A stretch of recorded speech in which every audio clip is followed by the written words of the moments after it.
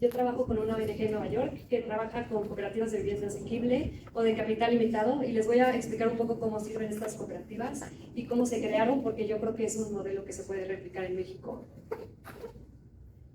YouHab es donde trabajo, ayuda a residentes de bajos ingresos o de ingresos moderados a tomar control de su vivienda y mejorar sus comunidades mediante la creación de cooperativas y asociaciones de inquilinos. Esta organización se creó en 1973, cuando había una crisis financiera en Nueva York y muchos propietarios estaban abandonando los edificios o quemando los edificios, o no le metían dinero a los edificios porque ya no era negocio. Entonces el gobierno embargó muchas propiedades y se las quedó y ya no les alcanzaba para seguir invirtiendo en las propiedades. Entonces hubo gente que se mudó a los edificios, que ya vivía ahí, que los ocupó. Esta es una foto de cómo estaba el Bronx en 1970. Como pueden ver, habían muchos edificios quemados, muchos espacios vacíos. Esta organización empezó con las personas que vivían en estos edificios y ellos acuñaron el término de sweat equity, que es capital de sudor, que básicamente es las personas que estaban viviendo en estos edificios empezaron a trabajar para arreglarlos y para hacerlos una vivienda y para que cumplieran las leyes, y el gobierno, en vez de correrlos porque no tenían suficiente dinero para estar manejando tantos edificios, se los vendieron a los residentes que vivían aquí a cambio de su labor, de que lo arreglaran. También el éxito se debe a que pensamos que los inquilinos son los mejores expertos sobre su propia vivienda y son los que saben cómo se debería de regir y de crear vivienda asequible. Bueno, yo quería hablar un poco de la vivienda como producto contra la vivienda como refugio, nada más para empezar a cuestionar cómo es que se forma la vivienda o cómo vemos la vivienda hoy en día. Normalmente vemos la vivienda como un producto, esto tiene valor de mercado, maximiza el beneficio del propietario y el principal beneficio económico se obtiene con la venta.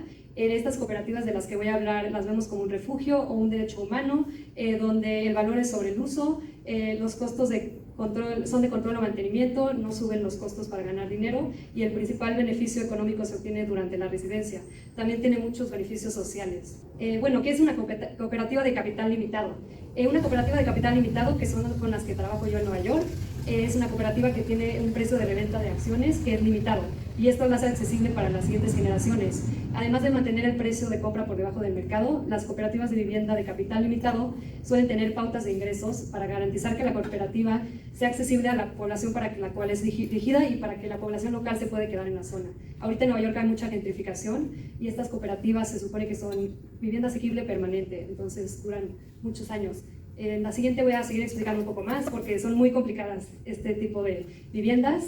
YouHab trabaja con cooperativas que en inglés se llaman HDFCs, son la mejor traducción que encontré son corporaciones de fondo de desarrollo de la vivienda. Técnicamente bajo la ley son corporaciones y son entidades jurídicas que son propietarias del inmueble. Entonces cada residente que vive ahí tiene una acción, entonces tú tienes que comprar una acción para ser parte de la cooperativa y tienen una junta de personas que la gente vota por ellas y así es como se rigen, son democráticas. En la siguiente voy a seguir explicando un poco de estas cooperativas y qué es especial sobre este modelo. El precio inicial de la acción es accesible y no de mercado. Para que se creara esto se tuvo que meter el gobierno. Las personas en los 70s que empezaron a arreglar estas casas también platicaron con el gobierno para hablar con ellos sobre cómo podrían crear un programa para que se crearan estas cooperativas. Entonces habían terrenos baldíos, habían edificios abandonados y las personas que estaban ocupando las casas se comunicaron con el gobierno para ver qué podían crear, algo que durara mucho tiempo y que también se fuera gobernado democráticamente. Las personas también tenían muchos ideales sobre la cooperación y la gobernanza democrática.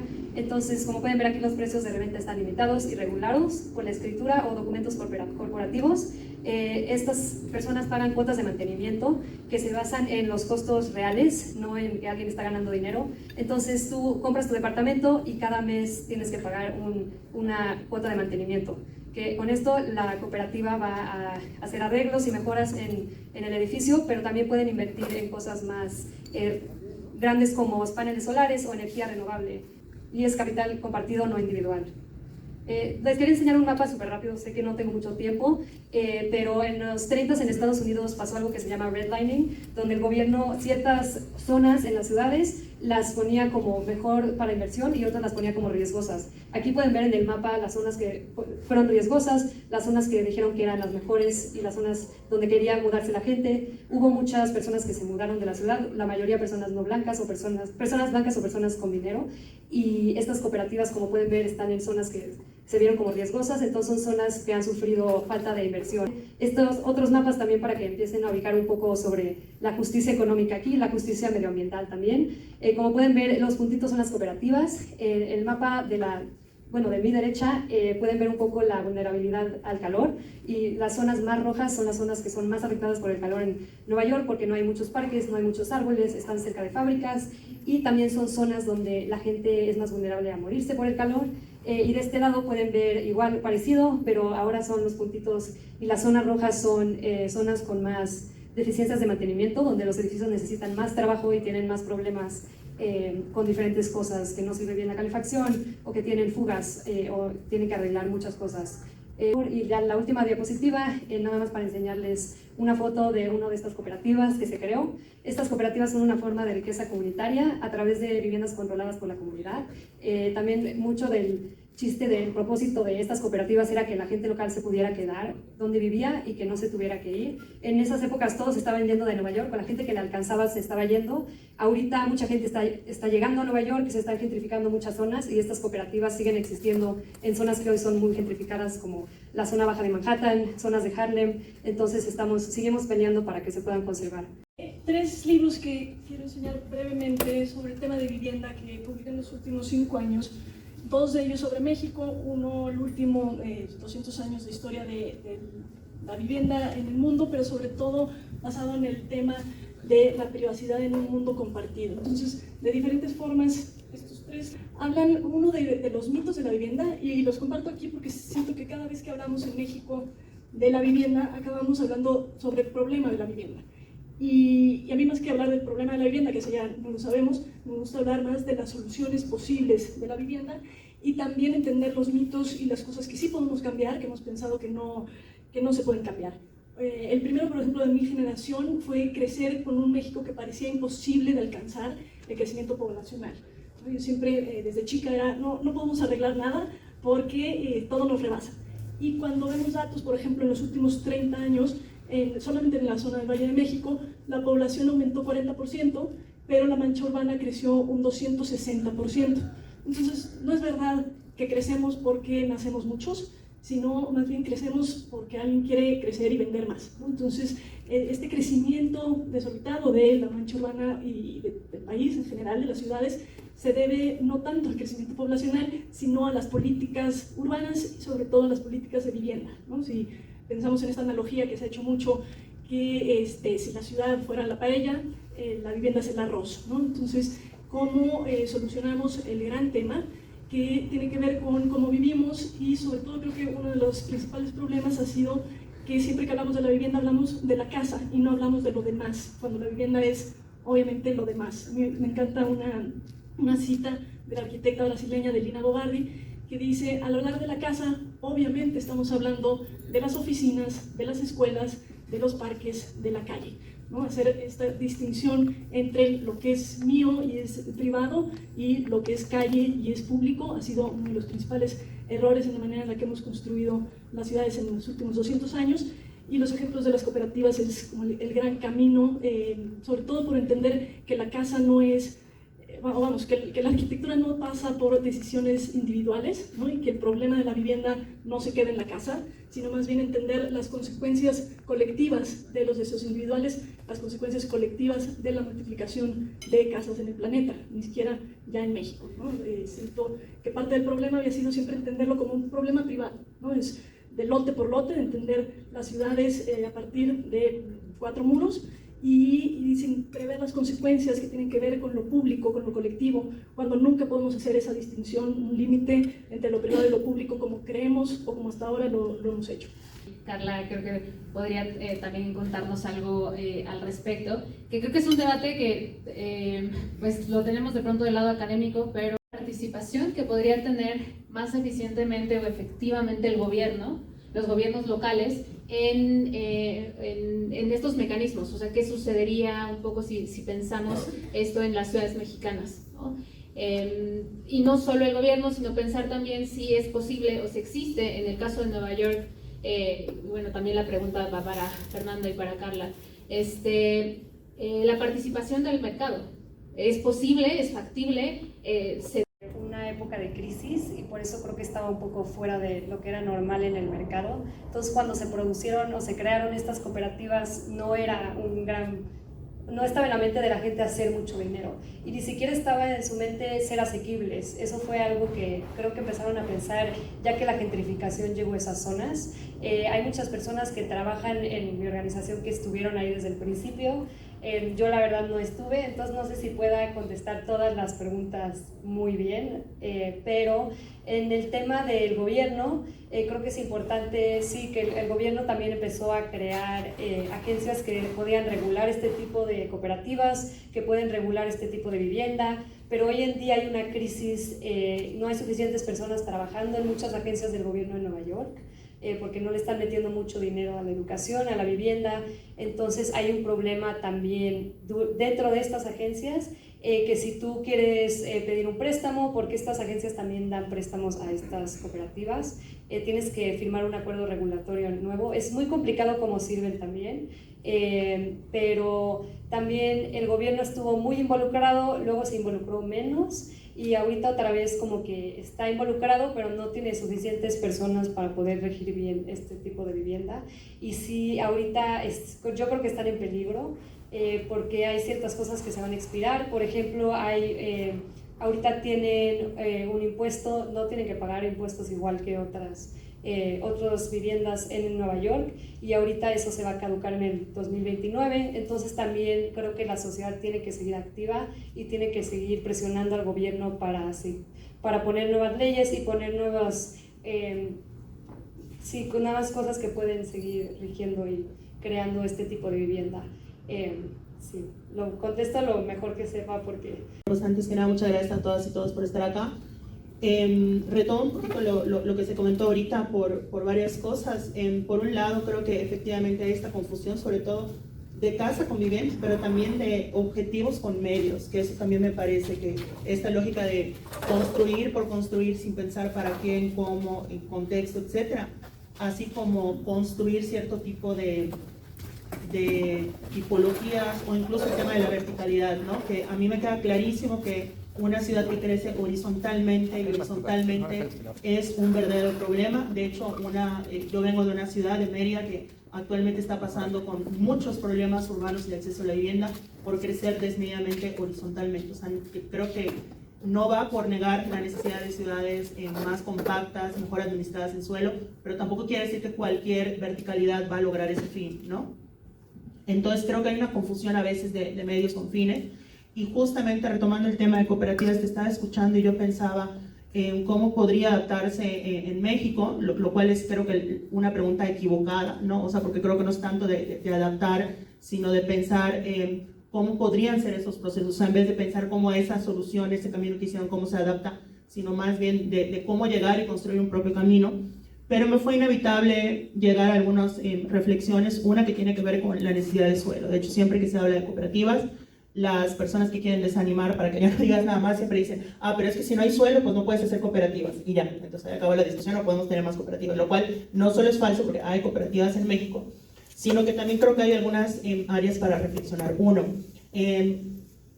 totalmente correcto, insisto, porque creo que no se trata de comparar o adaptar modelos de un lugar a otro, sino hacer camino propio, pero no puedo dejar de pensar, por ejemplo, en el edificio, ¿cómo se llama? Turín, y otros edificios que han ocurrido similares, ¿no? Edificios que quedaron abandonados. De hecho, el de Turín es súper interesante porque ni siquiera es que ocuparon el edificio, sino una persona que se sustentaba como el dueño del edificio dijo, pues yo les rento un espacio a tal cantidad, y pues muchas personas indígenas llegaron a habitar este edificio que está prácticamente derruido, incluso en condiciones muy peligrosas por el estado del edificio, pero que fueron haciendo allá sus vidas y le pagaban la renta, y un buen día desapareció el señor. Desapareció y se enteraron que había unos 5 actores peleándose por el inmueble. Es decir, un inmueble sin dueño cierto. que eso también hay que decirlo, no solo hay edificios o inmuebles abandonados en México, sino que hay inmuebles sin dueño, sin propietario cierto, ¿no? Y que han estado pidiendo justamente algo muy similar. No hablen de cooperativas, eso sí, yo les estoy poniendo palabras en su boca. No sé si ni siquiera si sería un mecanismo que ellas y ellos pensarían idóneo para sus comunidades, pero un poquito eso, con esto que contabas de la experiencia de Nueva York, de queremos, o sea, no queremos vivienda gratis, queremos pagarla a nuestro ritmo, a un precio justo, a un precio tal, pero es un edificio que está ya derruido, que nadie más lo está ocupando y llevamos mucho tiempo viviendo allá, ¿no? Entonces, y por otro lado está el tema de las viviendas Infonavit abandonadas, que es también todo un tema. No quiero ser reduccionista porque esto de las... ay, qué bruta, puse 5 horas, no 5 minutos. Pero no importa, estoy viendo acá, perdón, por razón dice, güey. No, sí, con razón yo decía, no son tan poco tiempo, no, ya vi, perdón, me queda 1 minuto, 1 y medio. Pero con el tema de las casas Infonavit, que son 600,000, se habla mucho que son 600,000, no quiero ser reduccionistas porque cada fraccionamiento Infonavit es diferente, hay distintas causas de abandono, distintas posibilidades de recuperación, porque no solo recuperar, hay unas que por la distancia simplemente y la falta de acceso a transportes me parece que es muy complicado recuperar, pero hay unas que sí. Entonces, incluso pensando por qué el Estado no adopta esta postura más activa de recuperar ciertos predios en ese sentido. Pero también nos enfrentamos a algo que pongo de manera muy general con este tiempito que me queda, que es las cooperativas en México legalmente tienen una lógica propietarista. Ley de vivienda son 2, 3 articulitos sobre cooperativas que te remiten a la Ley General de Sociedades Cooperativas, donde sí se mencionan algunas cosas particulares de las de vivienda, pero al final del día, de manera supletoria, se utiliza todo lo que es la legislación de sociedades mercantiles.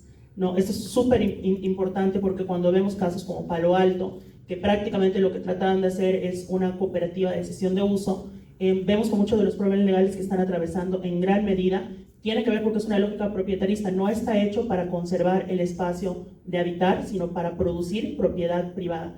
A mí me parece que han resistido legal, políticamente de una forma muy impresionante y admirable, porque contra viento, marea y legislación realmente han logrado que por décadas persista algo que incluso legalmente es muy complicado de mantener, no porque sea ilegal, sino porque es complicado por esas condiciones, pero nos habla de que pues la lógica sigue siendo la propiedad individual y el sálvese quien pueda. Entonces creo que es el primer paradigma a cambiar.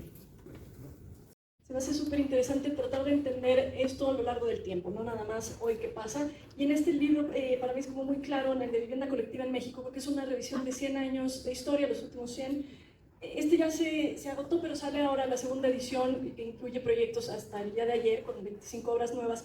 Y es como muy fácil porque está en orden cronológico y son 125 proyectos. Entonces vas leyendo la historia del país a partir precisamente de las políticas del gobierno y cómo eso va impactando en el tipo de casas que se hacen.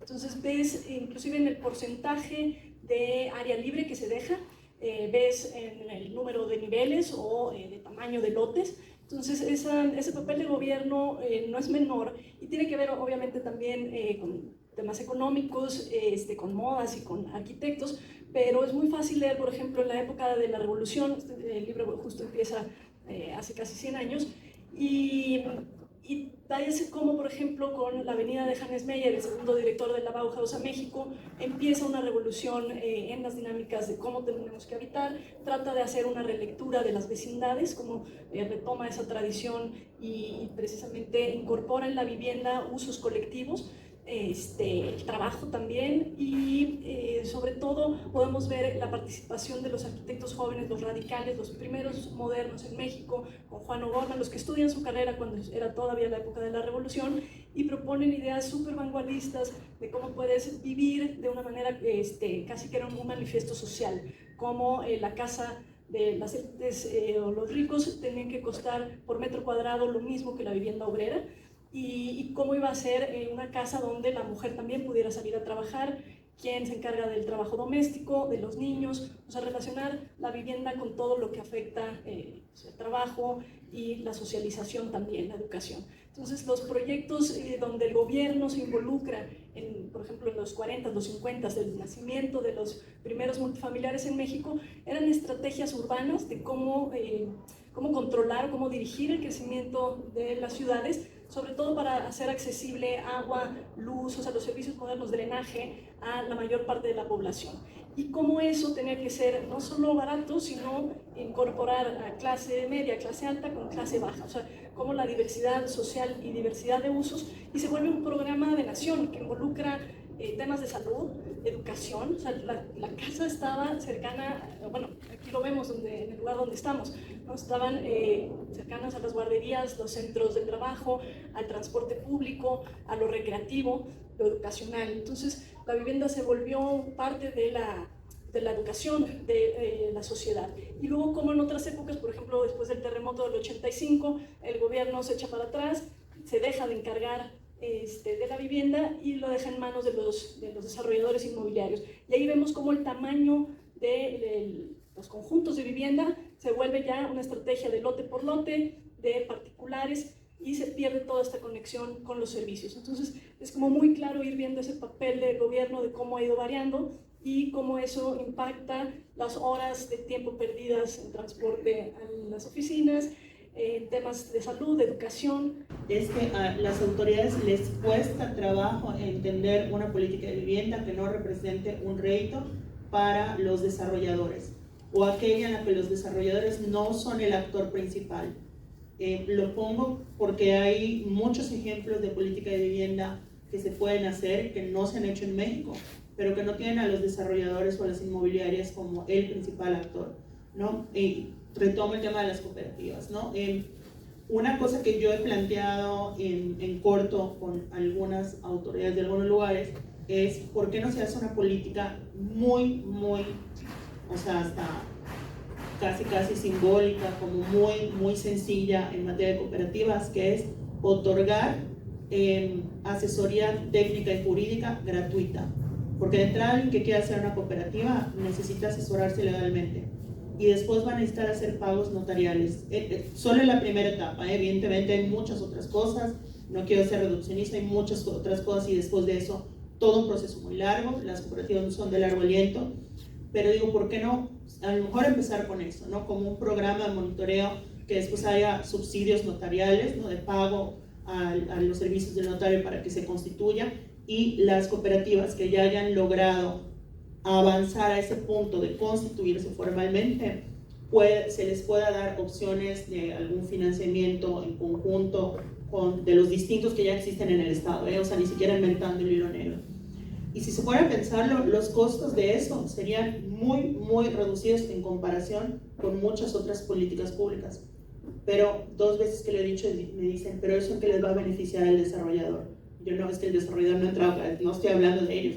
No, o sea, cuesta, ¿no? Y lo mismo con el tema, lo mismo con lo de la recuperación de vivienda Infonavit, ¿no? Como no hay un desarrollador que ya esté construyendo, porque no es construirles, como que no le ven la misma importancia. El tema de hablar de vivienda de arrendamiento público tampoco le ven importancia, y entonces siento que es esta lógica de para quién es la política de vivienda actualmente, y eso se ve justamente en esto, ¿no? Y que está reducida a un tema de propiedad, o sea, justamente se ve la casa como producto incluso aislada de todo el entorno. Hasta ahorita se empezó a retomar la idea de que, bueno, pues para que un crédito Infonavit se pueda aplicar se requiere que haya este factor de movilidad, que esté a tanta distancia, no que hay como una escala para poner que tiene que estar a tanta distancia de una escuela, de un hospital.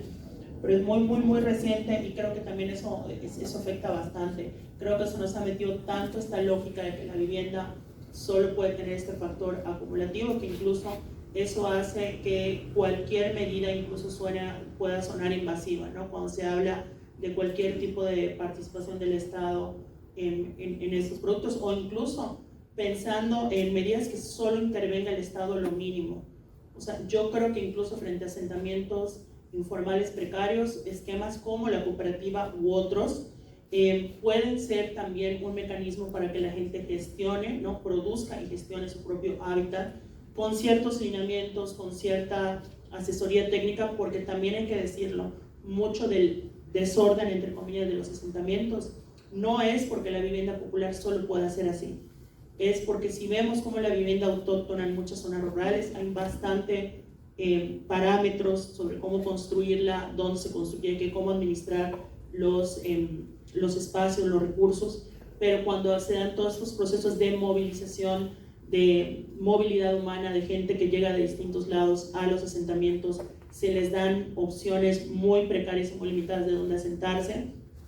También se pierden todos esos saberes, toda esa organización explícita o implícita que tienen las comunidades rurales, ¿no? Entonces me parece que también no hay que verlo como algo intrínseco, sino algo también coyuntural que se da en los fenómenos urbanos, ¿no? Sobre todo en historias como los procesos de urbanización que fueron una de mitades del siglo XX y más o menos 80s, 90s, que fueron como de los puntos claves de crecimiento de estos asentamientos. En Nueva York es porque son muy complicadas. Entonces tenemos un departamento de desarrollo que justamente ayuda a que la gente pueda comprar su vivienda y puedan desarrollar este tipo de vivienda y les explica cómo sirve, qué tiene que hacer, los ayuda a llenar los papeles, a contactarse con notarios, todo lo que necesiten. También tenemos un departamento de preservación que ayuda a las personas a tener elecciones. Se supone que tienen que tener elecciones anuales en estos edificios. Y también nos ayuda a crear planes financieros. Luego está mi equipo que es el de clima y resiliencia, que ya los estamos ayudando a ser más eficientes energéticamente, a explorar energías renovables y nuevas tecnologías. Entonces tenemos un equipo de 33 personas que solo se dedican a la asistencia técnica. Bueno, la mayoría se dedican a la asistencia técnica de estas cooperativas y la mayor parte del dinero que entra a esta organización sí es del gobierno. Entonces se tiene que involucrar el gobierno o las fundaciones o de diferentes formas tenemos que tener dinero que entra a estas organizaciones de ayuda técnica, porque si no este tipo de viviendas no pueden funcionar, y más cuando tienen leyes tan rígidas que vienen del gobierno. También el tema de la diversidad tipológica en la producción de vivienda, ¿no? Cuando pensamos la vivienda y las políticas también en la región, no solo para México, sino para América Latina, Carla lo mencionó, somos una región de propietarios y eso implica que la vivienda que compramos, o que se compra, bueno, se pueden comprar, que se compra, es vivienda en propiedad que es permanente, ¿no? Estos sistemas de cooperativa, también el tema de la apuesta a la vivienda en alquiler, implica entender o pensar la vivienda con una diversidad tipológica. Entonces quiero un poco preguntarles cómo volvemos a incorporar esa diversidad tipológica de la vivienda y también para pensar la vivienda no como algo estático, sino como que las propuestas, por ejemplo, las cooperativas de vivienda, la vivienda en alquiler, sean mecanismos que también se entiendan como dentro de las políticas de vivienda, ¿no? No sé quién quiera comenzar. Yo creo que la importancia es precisamente que haya una diversidad de tipología, también diversidad de usos y diversidad económica. Y eso para mí el caso más ejemplar de cooperativas recientes es las de Suiza, que es impresionante cómo sí están luchando contra los problemas que mencionaste de gentrificación y además lo hacen con porcentajes muy claros de, no sé, en un edificio, cuánto de esa vivienda va a tener más de 2 habitaciones, cuánto 3, programas asociados a la vivienda como guarderías, huertos urbanos, lugares para comer, lugares, por ejemplo, cuántos del porcentaje de viviendas tienen que ir para personas con alguna discapacidad, cuántos para gente que no puede pagar, y van mezclando usos, economías y también la relación con la ciudad. Todos estos conjuntos se abren a la ciudad y se vuelven parte de la operatividad, por ejemplo, de transporte público. O sea, no son lugares que pueden estar alejados, pero están súper bien conectados con escuelas, con transporte, con los centros de trabajo, entonces acaban siendo como estas excusas para dotar los servicios que hacían falta en determinado contexto.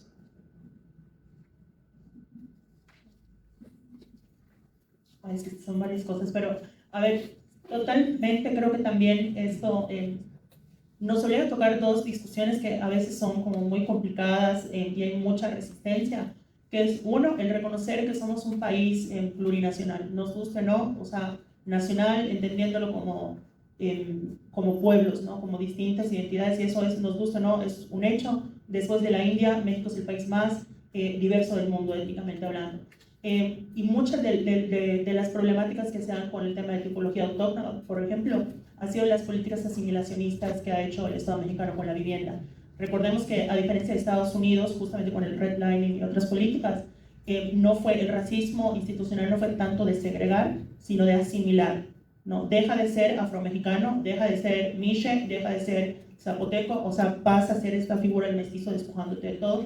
Y eso se ha visto en zonas, por ejemplo, como en la península de Yucatán, que es de donde vengo, que las políticas han estado muy encaminadas a desaparecer la vivienda maya, que tiene toda una razón de ser. Normalmente se confunde qué elementos de la vivienda maya son signos a lo mejor de pobreza o son parte de la tipología y tienen más que ver con la identidad, y eso lo vemos cuando comparamos vivienda maya de personas mayas pobres con personas mayas de clase media, ¿no? Allá se puede distinguir cómo sobrevive la tipología frente a otros indicadores que puedan ser de pobreza o rezago.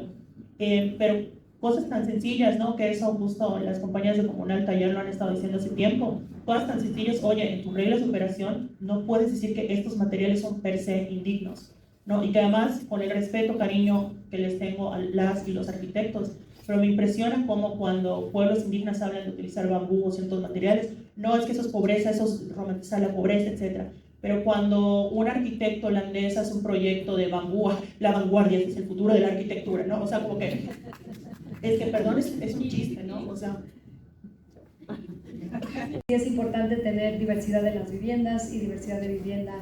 Yo viniendo como de la perspectiva del clima también, creo que es importante tener diversidad en temas de hacer las viviendas más sustentables y meterle dinero a que la gente pueda pagar para hacer su vivienda más sustentable. Entonces ahora lo que estoy viendo es diversidad de tipología en eso.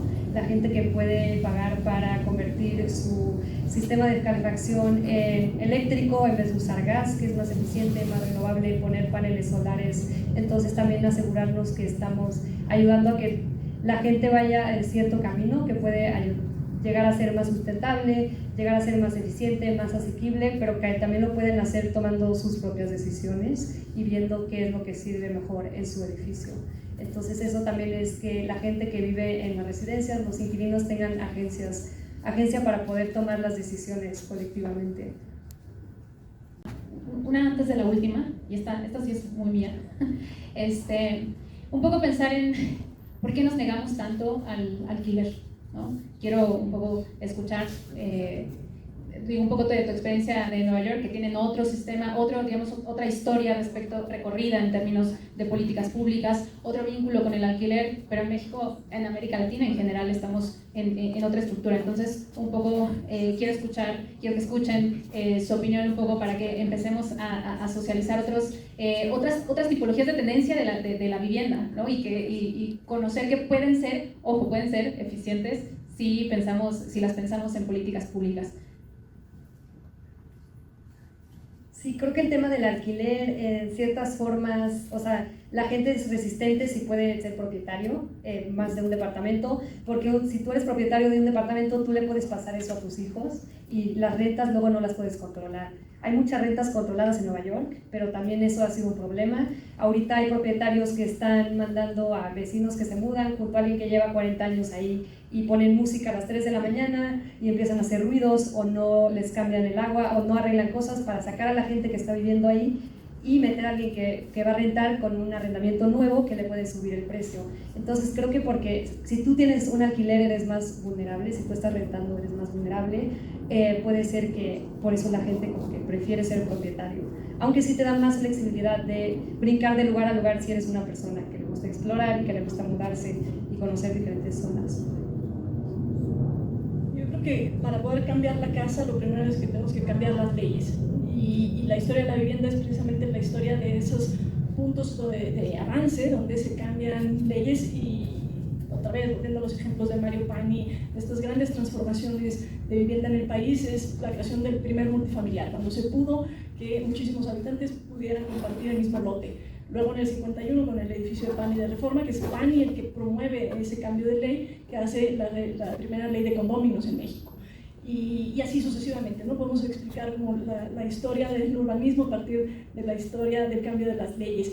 Y es algo que tiene que pasar, por ejemplo, para que las 5 millones de viviendas abandonadas que tiene México, que se puedan aprovechar de una manera distinta, que no sea solo que alguien las ocupa de manera ilegal, va a tener que pasar por un cambio de leyes. Porque si no hace sentido que México sea uno de los países con más carencia de vivienda y uno de los países con más número de vivienda abandonada y casi toda ella nueva, por precisamente falta de conectividad y de acceso a servicios. Entonces el tema, por ejemplo, ahorita que mencionamos lo de Nueva York, del alquiler o tu pregunta, Entonces, sí tenemos que cambiar las leyes para después poder acostumbrarnos a estas nuevas situaciones. En Nueva York el tema de ahorita de oficinas abandonadas es la gran pregunta. ¿Qué vas a hacer con las oficinas de Midtown abandonadas si hay carencia de vivienda en esa misma ciudad y los costos de vivienda son imposibles? ¿Por qué no se pueden usar esos edificios? Entonces, es algo que en diferentes ciudades se lo están planteando, sobre todo a partir de la pandemia, de diferentes maneras, y sin duda el tema de la cooperativa pues es a donde apunta el futuro. Yo creo que viene de varios, como todo esto como es multifactorial. Por un lado, lo que siempre se ha dicho, bueno, en América Latina con la inestabilidad política, social, el tema de tener una propiedad pareciera que es la única cosa que te da seguridad, porque no te la da el gobierno, no te la da la sociedad, no te la da la economía, a veces no te la da ni el mismo clima, etc. Entonces, como el hecho de sentir que algo sí queda, algo en algo puedes confiar, creo que también tiene ese efecto. Creo que tiene que ver con que también en sociedades muy desiguales hay esa necesidad de mostrar estatus, de mostrar de yo accedí a esto, yo tengo esto, como para alguna manera también tener una validación tanto interna como externa. Creo que también tiene que ver mucho con que en su momento, pues justo en todos estos periodos de 40, 50, 60, 70, ¿no? Que justo pues Fernanda ha documentado muy bien todo eso en sus libros, muestran cómo pues la lógica era esa de hacer país de propietarios, y no solo en México, o sea, también desde la época de Franco en España se hablaba de ser país de propietarios, en Estados Unidos igual. Entonces creo que fue una fórmula que era un paradigma que, aunque la realidad ya está mostrando que no alcanza, se sigue creyendo en él. Y creo que también es un poquito falta, obviamente, de voluntad, pero también de creatividad. Yo pensaba desde hace unos meses en el tema de los usos de suelo. ¿De qué me sirve que haya unos usos de suelo de viviendas si se pueden cambiar así? O sea, la cosa es no que haya usos de suelo, sino cómo garantizamos una permanencia frente a estos procesos de especulación, etc.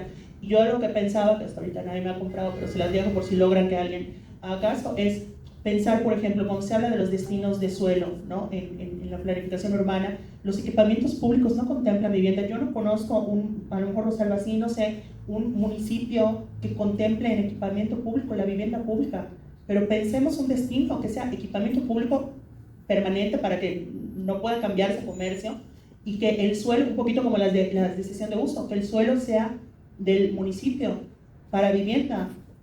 Los particulares pueden comprar, adquirir el cuarto, ¿no? O la casa o lo que se ponga, la pueden heredar, la pueden incluso rentar si queremos, pero que no deje de ser vivienda, ¿no? Porque pues, los usos de suelo, vemos procesos que se dan en muchas colonias, que no sé si hay un nombre técnico porque no es en sí ni gentrificación ni turistificación, que son estas colonias que pasan mucho en colonias ricas, por ejemplo, en Centrito Valle, en San Pedro, en Nuevo León, o en el Campestre, en Mérida, Yucatán, que son zonas que fueron de familias jóvenes, ricas, que poco a poco empiezan a pasar a ser comercios, ¿no? Porque envejecen las familias, la casa le queda grande a los papás y ponen comercios, ¿no? Entonces también todo eso va haciendo un cambio en las dinámicas que bien gracias a estos usos de suelo, ¿no? Entonces, ¿cómo pensar eso? Que allá Rosalba es la experta, ¿no? De alternativas a la propiedad, ¿no? O esquemas híbridos.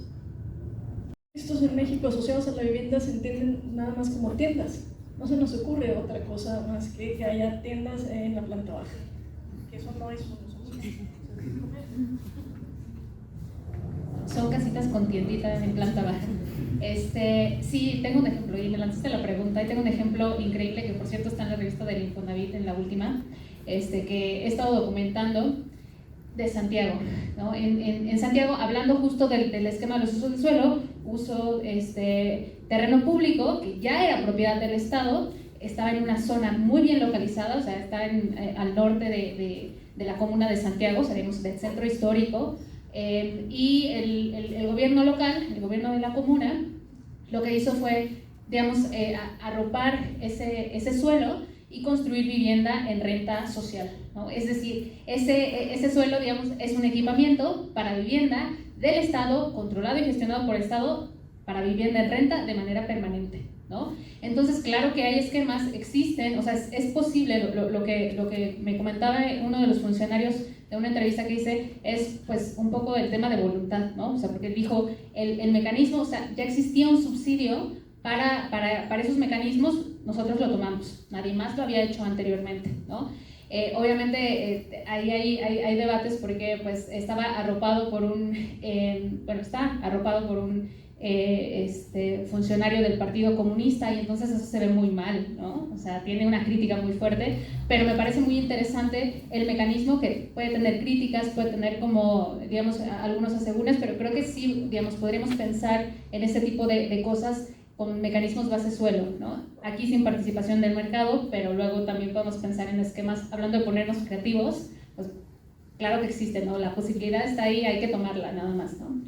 Bueno, nada más como si fuera bien posible. Tengo un comentario también hacia lo que estabas diciendo. No sé cómo se dice en español, pero los community land trusts, no sé si han escuchado sobre land trusts.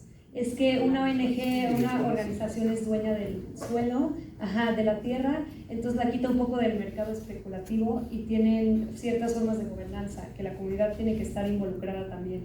Creo que esas también son formas de quitar un poco la tierra de este mercado y también construir vivienda ahí. En Nueva York hay una en la parte baja de Manhattan que tiene varias cooperativas de capital limitado. Entonces llevan ahí años las cooperativas y hay también muchos jardines comunitarios y la gente como que empieza a conectar diferentes cosas. Pero sería interesante buscar más sobre eso porque creo que es un modelo interesante. Nada más una cosa, que justo con lo que dices, me acuerdo ahorita de una cosa que también es que en México siento que tiene que ver con lo que dice Rosalba, ¿no? O sea, ese miedo a que no sé de dónde venga a lo comunitario, que de hecho, por ejemplo, todo el desmantelamiento de los ejidos, que, a ver, yo no romantizo el ejido, porque incluso el ejido significó, en el caso de algunos pueblos indígenas, despojo, ¿no? Porque habían pueblos indígenas que con la reforma agraria ya tenían su forma de organización y les dijeron, no, vas a ser ejido.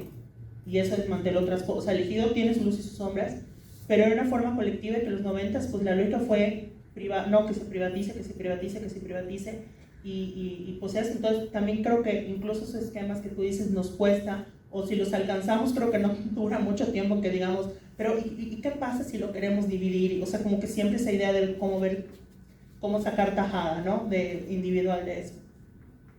Sí, yo nada más comentando en eso, he visto en las cooperativas que es un modelo que suena ideal, pero luego es muy complicado. La gente ya no quiere participar, llevan con el mismo presidente 20 años, llega gente nueva que no le interesa también ser parte de la junta directiva. Entonces también se necesita mucho esfuerzo de la comunidad para seguir funcionando bien.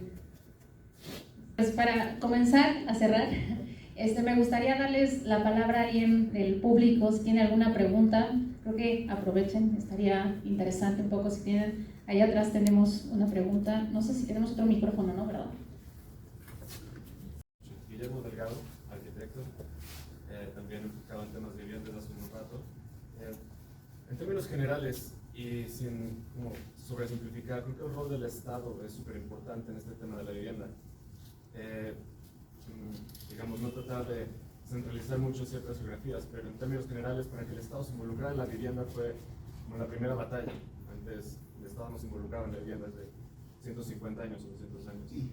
Después vino el esquema un poco más estatal, el welfare state, o lo de los grandes complejos de vivienda. Después vino la época neoliberal, donde el Estado dijo, yo no me meto, entonces viendo como los desarrolladores. Y siento que viene una tercera ola, que es donde como que la ciudadanía, el pueblo, está listo para gestionar cierta parte de la vivienda. Y siento que los community land trusts, las cooperativas, donde las uruguayas son también un gran ejemplo.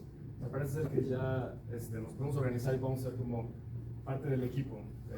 El Estado no tiene que hacer todo, pero sí necesitamos sus fondos, necesitamos que gestione ciertas leyes. Entonces, en este tercer paradigma, yo no estuve en el país 17 años, acabo de llegar hace un mes. Entonces, quería preguntar, ¿cómo ven el rol del Estado en México? ¿Está esa conversación? ¿Está empezando a ver esa apertura a reconocer estos nuevos tipos de, digamos, gobernanza de la vivienda, de financiamiento para esta gobernanza? Esa es la pregunta. Bueno, a mí solo decir que el rol del Estado me da mucho miedo, sobre todo por los proyectos recientes en los que he trabajado con el gobierno federal, donde hace 3 años dijeron, mejor ya no necesitamos a los arquitectos, necesitamos vivienda autoproducida. Y empoderar obviamente al usuario es el primer paso en que la gente decida cómo quiere vivir y resuelva sus dinámicas. pero no lo puedes hacer sin especialistas. Entonces, pensar que no necesitas un estudio topográfico o una mecánica de suelos. Producimos por años diferentes arquitectos que nos invitaron a hacer manuales de vivienda, de autoconstrucción en diferentes regiones del país, de acuerdo al clima, tratando de cambiar esta noción de leyes pasadas donde precisamente decían si el piso es de tierra o tienes paja, no son materiales considerados dignos, entonces no hay créditos para lo que es la vivienda regional. Entonces tratando de cambiar eso, haciendo vivienda ecológicamente pues, que hiciera más sentido, y todavía no se ve nadie que haya visto esos manuales, ni siquiera los propios arquitectos que los produjimos. Entonces sí, no me queda muy claro a dónde van las políticas actuales. Gracias. Sí, yo no soy experta en México, pero algo que puedo decir es que sí, yo creo que sí se necesita el gobierno. Si ya vas a quitar la vivienda de ser un producto, de ganar dinero, creo que sí se necesita el gobierno para invertir en profesionales o en personas que puedan apoyar a este tipo de viviendas con asistencia técnica. Pero sí, no puedo comentar mucho porque llevo fuera de México ya mucho tiempo. Yo creo que lo ideal es que el Estado se meta lo menos posible, porque sí creo que, ¿cuáles son el tipo de intervenciones que puede tener el Estado? Uno, equilibrio de poderes fácticos, o sea, temas como la gentrificación, temas del ejercicio de quienes pueden acumular, y por lo tanto esa idea de los ciudadanos en igualdad de circunstancias horizontal, hace tiempo dejé de creer en Santa Claus, no voy a seguir creyendo en eso. Entonces creo que el Estado sí tiene que ser ese contrapeso. Por otro lado, obviamente en el tema de inversión, de administrar el tema de los impuestos, de los recursos públicos para redistribuir, para hacer políticas de cooperativas, para hacer vivienda pública de arrendamiento, vivienda pública en general. Pero hay una parte en la que sí creo que el Estado es en la que más se está destacando, que es el tema del paternalismo, de creer que no hay absolutamente nada que las personas puedan gestionar. El Estado no cree en la gestión, en producción y gestión social del hábitat. Por supuesto que se necesitan cosas técnicas, insisto, para eso que se haya subsidios para la asistencia jurídica, técnica, de arquitectos, urbanistas, o sea, sí.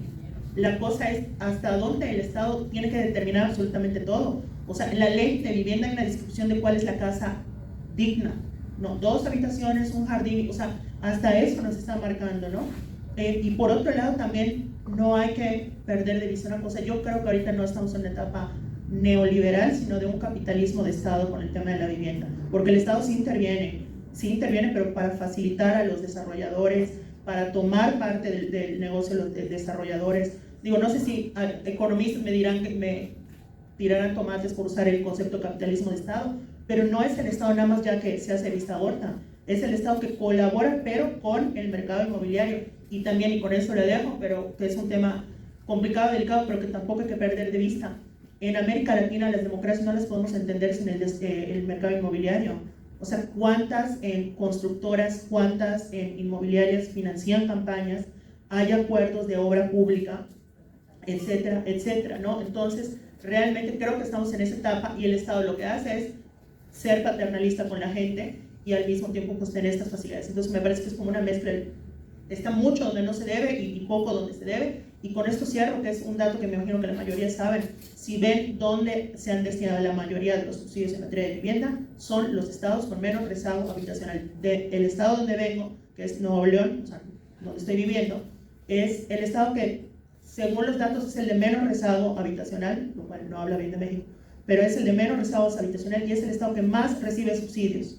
Y Guerrero y Chiapas, que son los estados con mayor rezago habitacional, son los que menos reciben subsidios federales de cualquier tipo, en materia de vivienda. Entonces, vemos que allá hay un desajuste muy, muy caótico.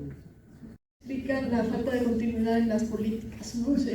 Por ejemplo, después de años, décadas, donde las políticas favorecían los créditos de los desarrolladores, el crecimiento horizontal de la vivienda unifamiliar aislada, o bueno, de los conjuntos masivos de vivienda periférica, de pronto ponen un alto a esa política. Sí, ya entendimos que no podemos dedicarle 4 horas al día a transporte y gastar el 40% de los ingresos en llegar y salir de la casa, pero tampoco la siguiente política, que fue ahora vamos a favorecer la redensificación en las zonas urbanas, cuando redensificar solo ha significado dar permisos para construir más y construir más alto. Y no se están redensificando ni las redes de drenaje, ni de transporte, ni el espacio público ni el agua.